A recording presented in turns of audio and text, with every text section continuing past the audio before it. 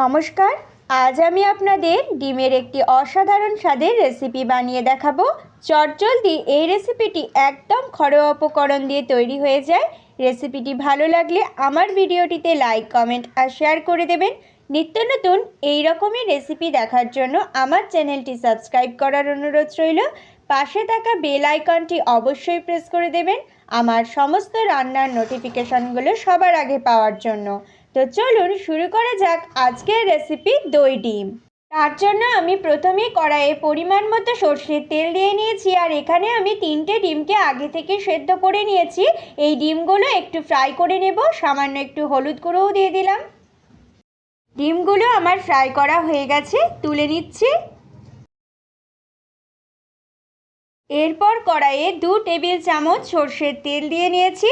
এর মধ্যে দিয়ে দিলাম 2টো এলাচ, সামান্য একটু দারচিনি, 2টো লবঙ্গ আর একটা তেজপাতা। ফোড়নটা একটু নাড়াচাড়া করেই এতে দিয়ে দিলাম পেঁয়াজ, আদা, রসুন আর কাঁচা লঙ্কার পেস্ট। আমি একটা মিক্সির বাটির মধ্যে দিয়েছি একটা মাঝারি সাইজের ডুমো করে কেটে রাখা পেঁয়াজ, ছোট ছোট করে কেটে রাখা 4 টুকরো আদা, আর দিলাম 8 থেকে 10টা মতো রসুন কোয়া, দিলাম 2টো কাঁচা লঙ্কা, তবে ঝালটা নিজেদের ইচ্ছে মতো দেবেন। সামান্য একটু জল দিয়ে মিক্সিতে এটা পেস্ট করে নিয়েছি। এই পেঁয়াজ, আদা, রসুন আর কাঁচা লঙ্কার পেস্টটা ভালো করে ফ্রাই করে নেব। আমি এই পেস্টটা 3 মিনিট মতো ফ্রাই করে নিলাম। এরপর এতে দিয়ে দিলাম পরিমাণ মতো নুন, হাফ চা চামচ দিলাম লঙ্কার গুঁড়ো, হাফ চা চামচ দিলাম হলুদ গুঁড়ো, 1 চা চামচ দিলাম কাশ্মীরি লঙ্কার গুঁড়ো, এতে শুধু কালার হবে, ঝাল হবে না। হাফ চা চামচ চিনি দিয়ে দিলাম, তবে নুন, ঝাল, মিষ্টি কিন্তু নিজেদের স্বাদ মতো দিতে হবে। দিয়ে আমি মশলাটা ফ্রাই করে নেব গ্যাসের ফ্লেমটা মিডিয়ামে রেখে। মশলাটা নাড়তে নাড়তে কড়াইয়ে লেগে যাচ্ছে, তাই একটু জল দিয়ে দিলাম। দিয়ে আমি আবারও নাড়াচাড়া করে দিচ্ছি ভালো করে। মশলাটা আমি 2 মিনিট ফ্রাই করে নিলাম। এরপর এতে দিয়ে দিলাম ফেটিয়ে রাখা হাফ কাপ টক দই।